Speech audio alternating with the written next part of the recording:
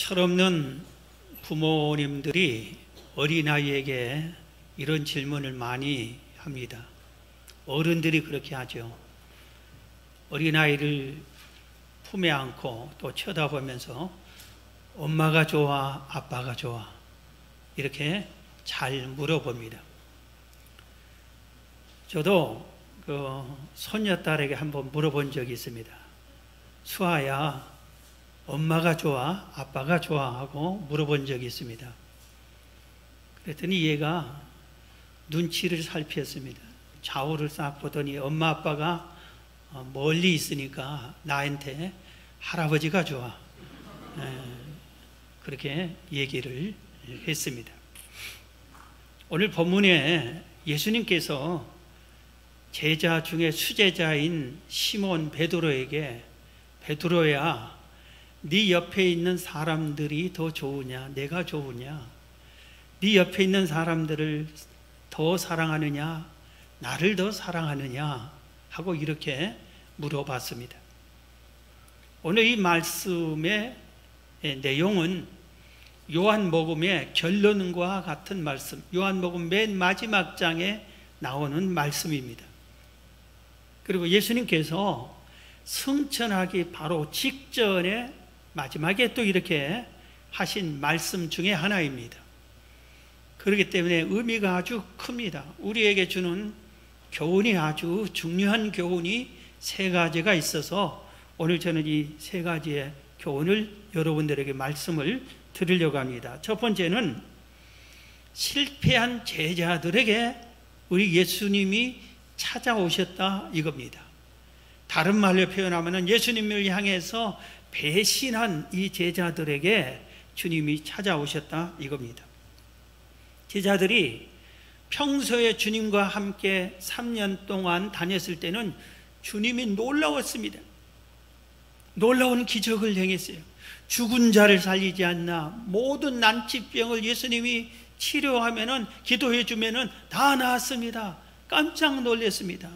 오병이의 기적으로 수많은 사람을 먹이기도 하고, 파도를 잠잠케 하기도 하고, 풍랑이 이를 걷기도 하고, 예수님을 생각하면은 깜짝깜짝 놀랄 정도로 아주 능력이 있는 주님으로 그렇게 생각을 했습니다. 그런데 어느 날 갑자기 로마 군병에게 힘없이 붙잡힙니다. 그리고 채찍을 맞습니다. 골고다 언덕에서 십자가에 못 박혀 죽고 말았습니다. 그리고 장사 지내고 말았습니다. 그러자 이 제자들이 뿔뿔이 흩어지고 도망가고, 심지어 예수님 제자 중에 베드로는 나는 예수님을 모른다 하고 예수님을 3번이나 부인하고 저주까지 하는 그런 일을 하고 말았습니다. 이런 제자들에게 예수님이 다시 부활했습니다. 부활한 후에 제자들을 몇 번 만났습니다. 그럼에도 불구하고 이 제자들은 부활하신 예수님을 만났는데도 불구하고 부활에 대한 확신을 갖지 못했습니다. 그러고 나서는 이런 생각들을 했습니다. 예수 믿어봐야 소용없구나. 예수님 쫄쫄 따라다녀봐야 이게 무슨 꼴이냐. 우리는 무서워서 도망가는, 예수 믿는다고 숨어야 되고, 이게 말이나 되느냐, 헛수고한 거 아니냐, 이런 마음들을 가지고 있었습니다. 제자들 마음속에 누가 솔직히 얘기는 하지만 않았지만 이심전심으로 이런 마음들이 다 가지고 있었습니다. 이때 베드로가, 형님뻘인 베드로가 이렇게 말했습니다. 나는 고기나 잡으러 갈란다. 그리고 갈릴리 바다로, 오늘 본문은 디베라 호수라고 했는데 갈릴리 바다의 다른 명칭입니다. 나는 갈릴리 바다로 고기나 잡으러 가겠다고 하니까 나도 갈래 하고 야고보, 요한, 도마 이런 제자들이 6명이나 줄줄줄 따라서 7명이서 가서 고기를 잡기 시작했습니다. 그들은 평소에 이 갈릴리 바다에서 고기를 많이 잘 잡았던 유능한 어부 출신이들이었어요. 그래서 우리가 다시 고기를 잡으면은 그물 가득히, 배 가득히 고기를 잡을 수 있을 거야 하고 옛날 방법 그대로 고기를 잡으려고 그물을 이리 던지고 저리 던지고 던졌습니다. 밤새 그물을 던졌는데 한 마리도 잡지 못했어요. 평소에 물고기를 한 마리도 잡지 못한 적이 없어요. 수십 년 어부 생활했지만 그런 적이 없었는데 이날따라 한 마리도 잡지 못했습니다. 동력에 아침 해가 서서히 떠오르고 밝아오는 때가 돼서 모든 것을 허탕을 치고 이제 바닷가로 노를 저어서 힘없이 돌아오는데 거기에 예수님이 계셨습니다. 그들은 예수님인지도 몰랐어요. 너희들 고기 좀 잡았느냐 물어보니까 한 마리도 못 잡았습니다.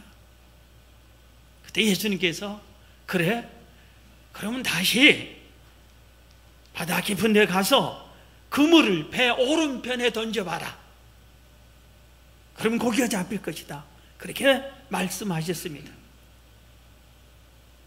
오늘 바로 이 순간 고기를 밤새 못 잡은 사람, 여러분 우리 장사하시는 분들이 피곤하고 지치는데 물건이 하나도 안 팔리면 그날은 몇 배나 더 피곤하다고 그러잖아요.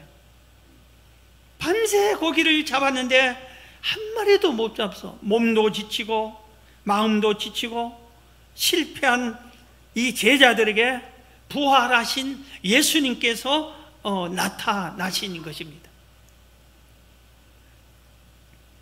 예수님이 나타나셔서 하신 말씀이 우리 같으면은 먼저 야 이 베드로야, 야고보야, 요한아, 너희들이 나를 배신하고 나를 버리고 다시 고기 잡으러 가? 내가 부활했는데도 불구하고 3년이나 주는 그리스도이시오 살아계신 하나님의 아들입니다 신앙 고백할 때는 언제고 지금 와서 이렇게 나를 버리고 이렇게 세상 길로 가버리고 마느냐, 이렇게 호통쳐야 마땅한데 예수님은 제자들을 향해서 아무런 호통을 치지 않았어요. 그들의 잘못된 것을 지적하지 않았습니다. 다시 그물을 던져라, 고기를 다시 던져 다시 잡아봐라, 그렇게 말했습니다. 사실 이 그물을 오른쪽에 던져서 다시 고기를 잡으라고 하는 이 말에 순종하기 심히 어려운 형편입니다. 왜냐하면 밤새 그물을 던지느라 지쳐서 이제는 다시 그물을 던질 힘도 없었기 때문입니다. 그리고 더군다나 고기 잡는 것은 자기들보다 더 잘하는 사람이 갈릴리 지역에 없는데 외딴 사람이 갑자기 나타나서 다시 그물을 던지려 하니 이런 말에 순종하는 것도 쉽지가 않았습니다. 그럼에도 불구하고 이들이 베드로와 야고보와 요한과 도마와 나다네엘과 이런 제자들이 그물을 오른쪽에 던졌습니다. 그랬더니 물고기가 그물 가득히 잡혔습니다. 배 가득히 잡혔습니다. 세보니까 큰 물고기 153마리나 잡혔다고 했습니다. 깜짝 놀랐습니다. 다시 저분이 누군가 하고 보니까 이제서 깨달은 겁니다. 예수님이시구나, 주님이시구나. 예수님이 바닷가에 도착한 그들에게 예수님께서 이미 떡과 숯불로 구운 생선과 아침 식사를 준비해주고 먹어라 하고 그들에게 위로해주고 음식을 주님이 친히 대접을 해 주었습니다. 사랑하는 성도 여러분, 여러분의 인생이 어떻게 보면은 나는 내 인생이 실패했다, 그리고 지금 살기가 심히 퍽퍽하고 고달프고 힘들다, 해도 아무것도 안 된다, 난 아무리 노력해도 내 인생의 그물에는 빈 그물, 빈 배밖에 아니다. 여러분들 그런 분들이 있다 할지라도 주님께서 여러분에게 찾아오시는 것을 믿으시기 바랍니다. 혹시 여러분 중에 난 주님 볼 면목도 없어, 주님을 배신해도 한두 번이 아니에요. 얼마나 주님을 원망하고 배신했는지 몰라. 베드로처럼 예수님을 3번이나 저주하고 부인했던 이런 제자들에게 찾아오신 예수님이 우리가 그렇다 할지라도 우리 주님은 우리를 사랑하시되 끝까지 사랑하시고 다시 찾아오시는 주님이십니다. 이 주님을 여러분들은 모셔드리시기를 바랍니다. 오늘 예수님께서 이 땅에 오셔서 우리에게 삶의 소망을 주고 교훈을 주고 이것이다 가르쳐 줬지만 우리는 잘 잊어버려요. 제자들도 잊어버렸는데 우리도 마찬가지. 천국의 소망을 주어라. 내가 다시 부활한다. 네 죄를 사했다. 나는 죽을 것이다. 제자들에게 수없이 얘기했는데도 다 잊어버렸어요. 예수님의 사랑의 교훈을 다 잊어버려도 주님은 책망하지 않고 다시 우리에게 찾아와 주시는 정말 좋으신 주님이신 것을 믿으시길 바랍니다. 오늘 두 번째 교훈은 주님께서 나를 더 사랑하라 이렇게 가르쳐주고 있어요. 오늘 본문을 제가 다시 읽어드립니다. 요한복음 21장 15절. 그들이 조반 먹은 후에 예수께서 시몬 베드로에게 이르시되 요한의 아들 시몬아 내가 이 사람들보다 나를 더 사랑하느냐 하시니 이르되 주님 그러하나이다. 내가 주님을 사랑하시는 줄 주님께서 아시나이다. 이르시되 내 어린 양을 먹이라 하시고 또 두 번째 이르시되 요한의 아들 시몬아 내가 나를 사랑하느냐 하시니 이르되 주님 그러하나이다. 내가 주님을 사랑하는 줄 주님께서 아시나이다. 이르시되 내 양을 치라 하시고 세 번째 이르시되 요한의 아들 시몬아 내가 나를 사랑하느냐 하시니 주께서 세 번째 내가 나를 사랑하느냐 하심으로 베드로가 근심하여 이르되 주님 모든 것을 아시오매 내가 주님을 사랑하는 줄 주님께서 아시나이다. 예수께서 이르시되 내 양을 먹이라 했어요. 오늘 여기서 이 사람들보다 나를 더 사랑하느냐 하는 말에 성경을 보세요. 거기 뭐라고 했어요? 이 사람들 보러 위에 일자가 가로 안에 써 있죠. 그 밑에 보면은 번역을 이렇게 번역해도 된다고 했어요. 이것들보다 이렇게 번역해도 된다고 했어요. 이 원어는 투톤이라는 단어입니다. 그런데 이 사람들보다 이것들보다 이렇게 번역해도 된다 이 뜻입니다. 예수님께서 시몬 베드로에게 물었습니다. 야, 네가 3년 넘게 함께 먹고 자랐던 함께 생활했던 야고보, 요한, 도마 이런 제자들보다 나를 더 사랑하느냐 하고 물은 겁니다. 그리고 또 네가 지금 고기를 잡고 있는데 이 네 생업인 주된 사업장인 이 고깃배보다 그물보다 너의 부모보다 나를 더 사랑하느냐 하고 물은 것입니다. 너의 사업장, 너의 직장보다 나를 더 사랑하느냐 하고 물은 것입니다. 우리가 사랑하면은 사랑하는 사람을 찾아갑니다. 사랑하면은 함께하고 있어 합니다. 만약에 헤어졌을 것들랑 끝까지 찾아가는 겁니다. 오늘 본문에서 먼저 우리가 알아야 할 것은 예수님이 네가 나를 다른 사람들보다 더 사랑하느냐 하기 이 말씀 속에는 나는 너희들을 이 세상 어느 것보다 더 사랑한다. 그래서 너희들이 나를 심지어 배신까지 하고 나를 버리고 제자하겠다는 너희들이 세상 길로 다시 가도 나는 너희를 사랑하기 때문에 다시 찾아왔다. 이 내용이 이 말씀 속에 있는 것입니다. 사랑하면 찾아가는 거예요.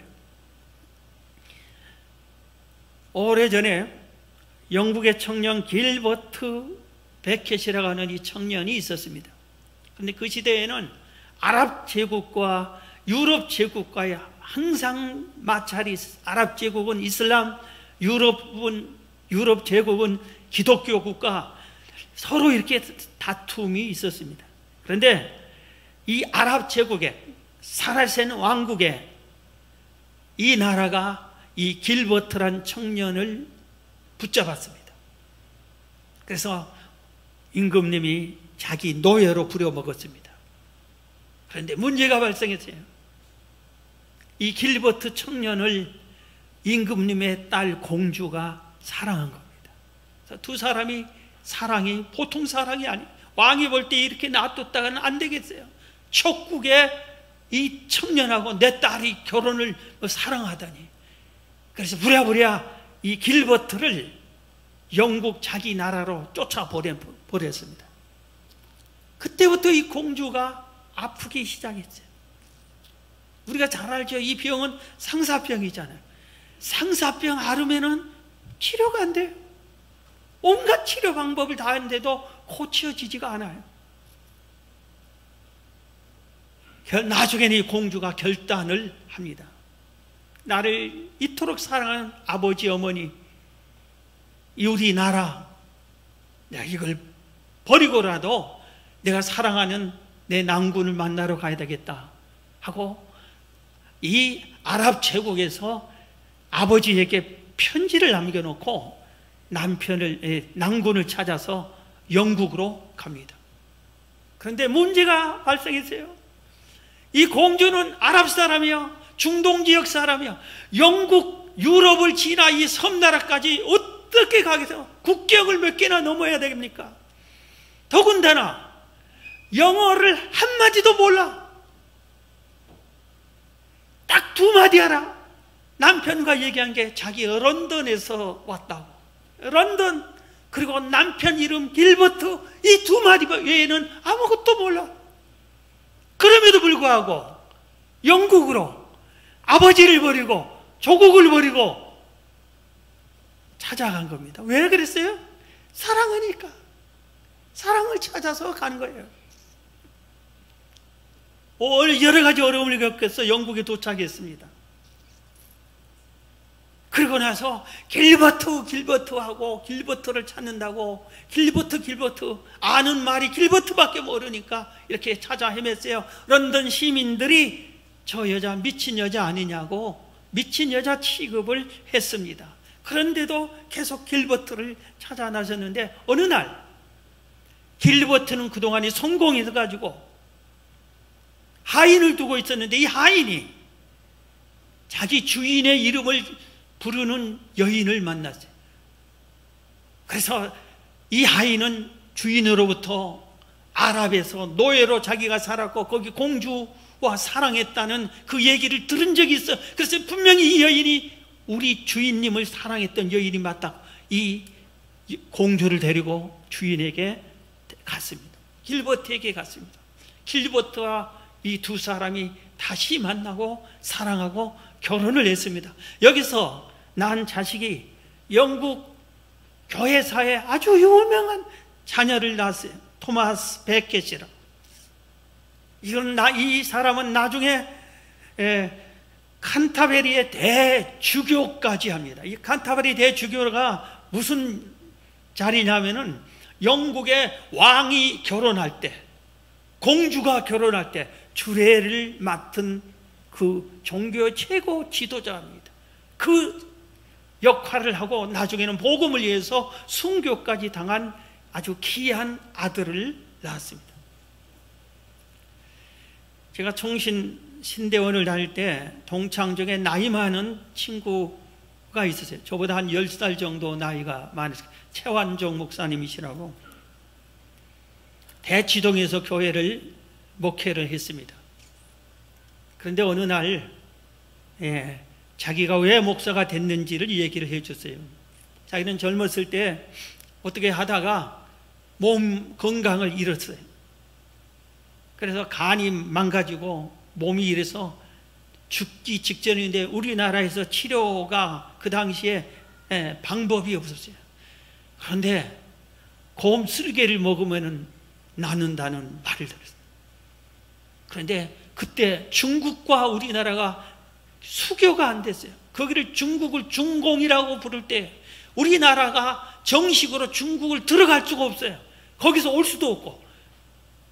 그런데 이 최완정 목사님의 이 사모님이 그때는 목사가 아니었어요. 신학생도 아니었을 때 가서 중공에 건너간 겁니다. 밀항을 하고 남편을 살리겠다고 가서 곰술개도 사오고 좋다는 약을 다 사와서 남편을 살려냈습니다. 은혜를 받고 내가 새 생명을 받았다고, 내가 남은 생은 하나님을 위해 일하겠다고 그 늦은 나이에 신학을 같이 하고 목사가 됐다가 얼마 전에 은퇴를 했습니다. 사랑하는 사람을 위해서 희생하고 사랑하면은 찾아가는 거예요. 오늘 예수님께서 우리가 비록 배신한 베드로 같이 주님을 배신했을지라도 우리가 주님을 볼 면목이 없을 정도로 주님 앞에 온갖 죄를 저질고 원망했고, 주님을 멀리 떠났고 주님 싫어하는 일을 많이 했다 했을지라도 주님은 베드로를 사랑해서 찾아온 것처럼 우리를 사랑해서 찾아오시는 주님인 것을 믿으시기 바랍니다. 여러분, 이 주님의 사랑을 받아들이셔야 돼요. 주님은 이토록 나를 사랑하는데, 그리고 우리도 주님이 나는 너를 그렇게 사랑하는데 너는 나를 더 사랑하느냐? 베드로야, 네가 나를 더 사랑하느냐? 이것들보다, 이 사람들보다? 물을 때 우리도 그렇게, 우리에게도 주님이 물어보는 거예요. 아무개야, 너는 부모보다, 아내보다, 자녀보다, 네가 사랑하는 애인보다 나를 더 사랑하느냐? 이렇게 주님이 우리에게 묻습니다. 너의 재물보다, 부귀보다, 명예보다, 너의 취미보다 나를 더 사랑하느냐? 이렇게 묻는 것입니다. 심지어 마태복음 10장 37절에는 주님이 이렇게까지 말씀하셨어요. 아버지나 어머니를 나보다 더 사랑하는 자는 내게 합당하지 아니하고, 아들이나 딸을 나보다 더 사랑하는 자도 내게 합당하지 아니하며, 또 자기 십자가를 지고 나를 따르지 않는 자도 내게 합당하지 아니하니라. 자기 목숨을 얻는 자는 잃을 것이요 나를 위하여 자기 목숨을 잃는 자는 얻으리라. 여러분, 이 말씀을 이렇게 주님이 하시면은 주님에 대해서 왜 이러실까? 아주 완전히 이기적이신 분이구나. 자기를 사랑하되 나를 아주 부모보다 더 사랑하라고, 내가 사랑하는 자식보다 나를 더 사랑하라고, 주님을 사랑하라고 주님이 요구하는데 주님이 왜 이러나? 우리 그렇게 생각할 수 있는데 이럴 만한 자격이 있습니다.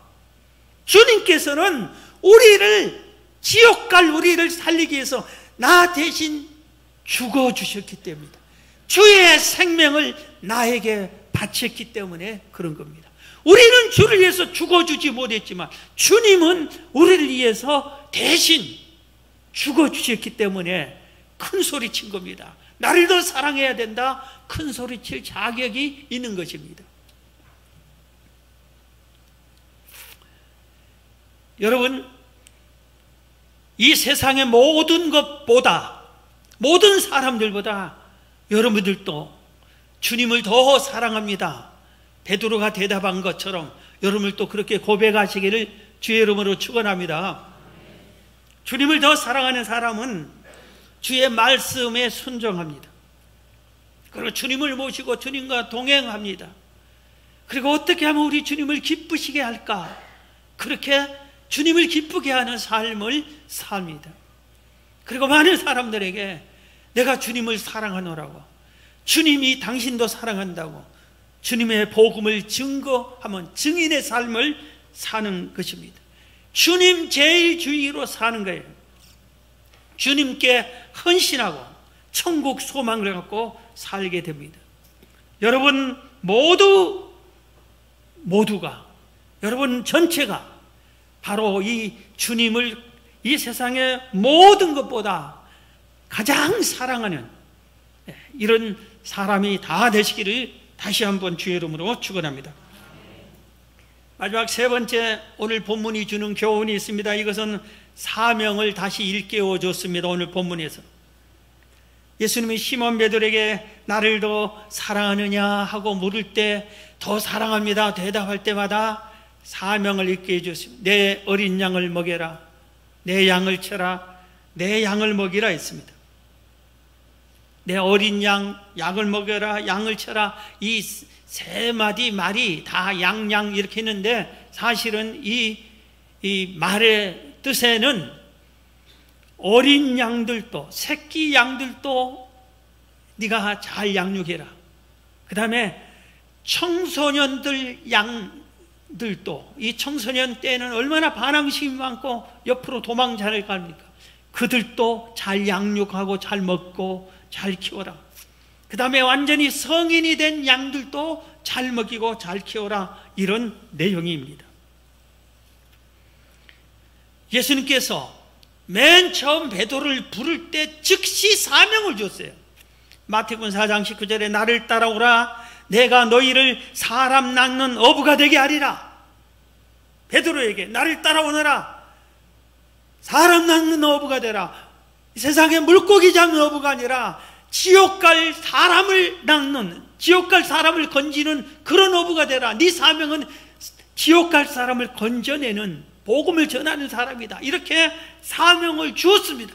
그런데 이 베드로가 처음 부를 때 이 사명을 주었는데도 불구하고 이 사명을 잃어버리고 다시 고기나 잡으러 가겠다고, 옛날로 돌아가겠다고, 주님이 준 사명은 새카맣게 잊어버리고 다시 제 길로 가버렸습니다. 이때 예수님께서 네가 나를 사랑하느냐, 네 사명을 다시 행해라. 양을 먹이는 것이다. 이렇게 사명을 일깨워 준 겁니다.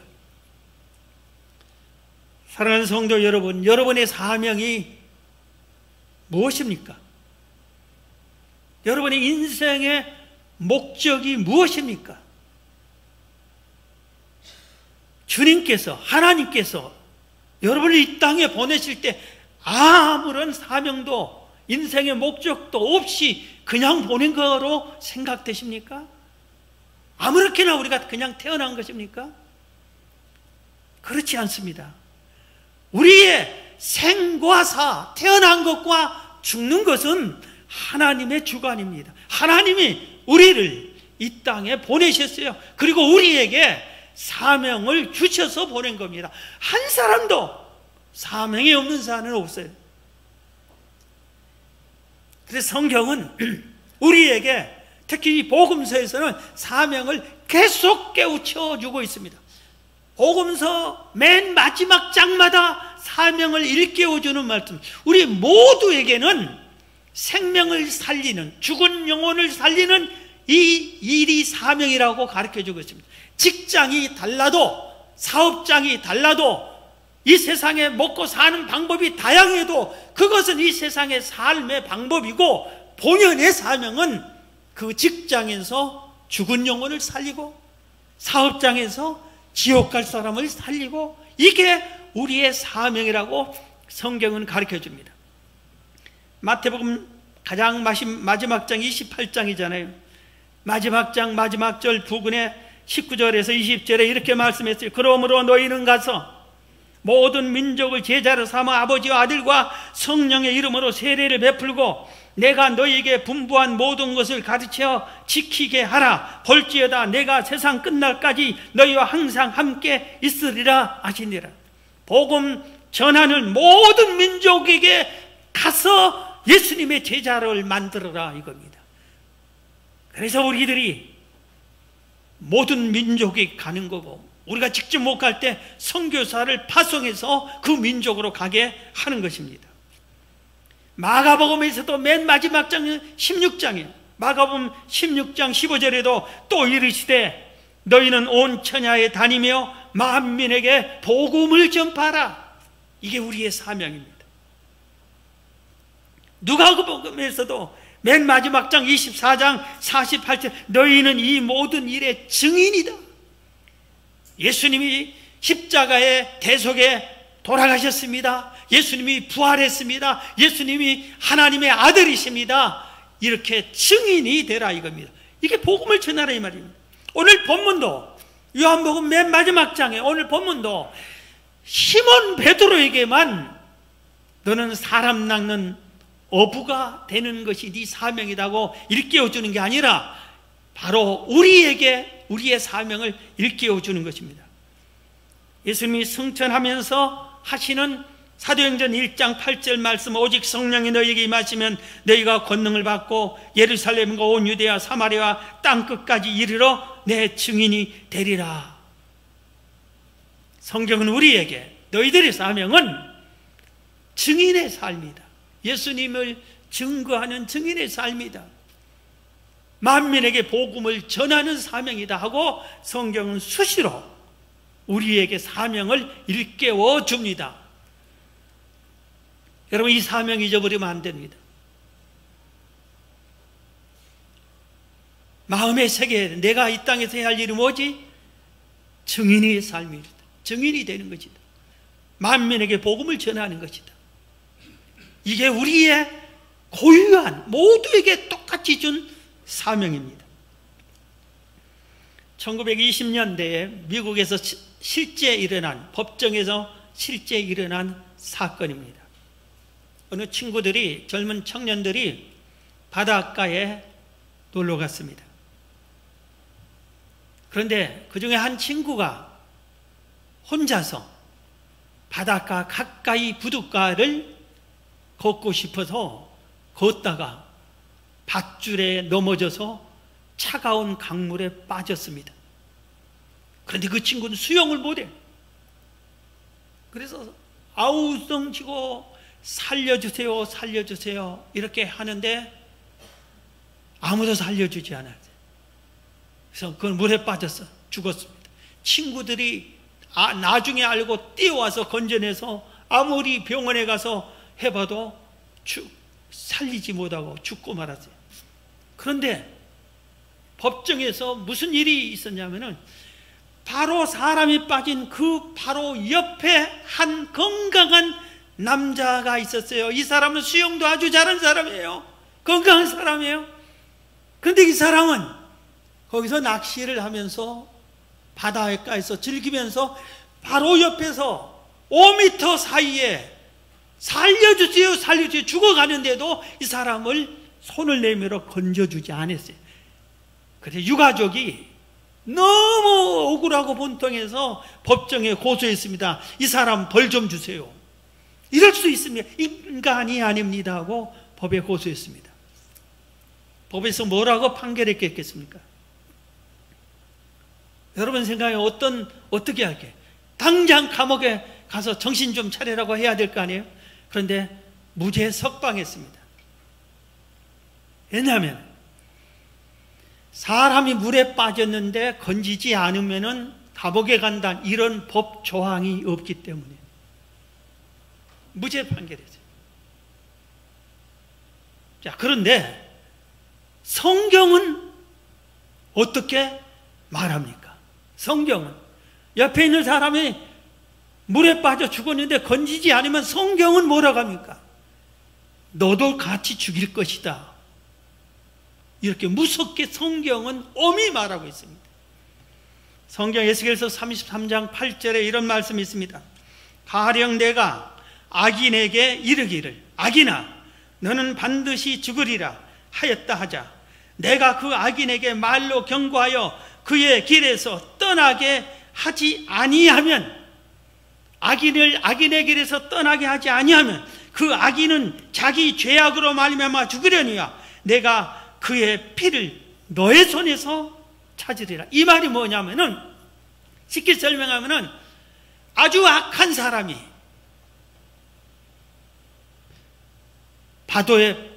바다에 빠졌어요. 그래서 지옥으로 가는 거예요. 자기 지은 죄로, 이 죄가 많아서 지옥으로 가면, 그러면은 너는 예수 믿고 구원받은 네가 예수 믿어야 산다. 내 손을 잡아야 산다. 그러니 내 손을 잡아라. 그래서 그 사람을 그 죄악의 강에서 건져내면은 이 사람이 너 때문에 천국 간다. 그런데 이 사람이 지옥을 갈 죄인이 네 옆에서 아우성 치고 살려달라고, 나도 천국 보내주세요, 천국 가게 해주세요, 아우성 치는데도 불구하고 너는 내 손 잡아라 건져내지 않으면 당신 예수 믿어야 천국 간다고 이렇게 전하지 않으면 이 사람은 네가 전하지 않았으니까 지옥 간다. 그런데 너도 지옥 간다 이 말입니다. 이 사람의 피를 너에게서 찾겠다 이 말입니다. 성경은 아주 무섭게 재판을 그렇게 하는 겁니다. 여러분, 오늘은 우리 매년 6월 달에 총출석주일로 새생명 축제로 이렇게 정하는데, 취소할 때 그래도 하여튼 걸었으니까 정했으니까 하자 해서 정했습니다. 오늘 사람을 지옥 갈 사람 건져 왔습니까? 지난 6개월 동안에 몇 사람이나 건졌습니까?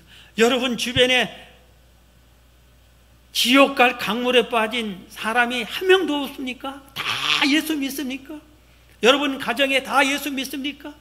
여러분 직장에 전부 다 전도할 사람이 없이 다 예수 믿고 다 구원받았습니까? 지옥의 강물에 빠진 사람이 한 명도 없어요?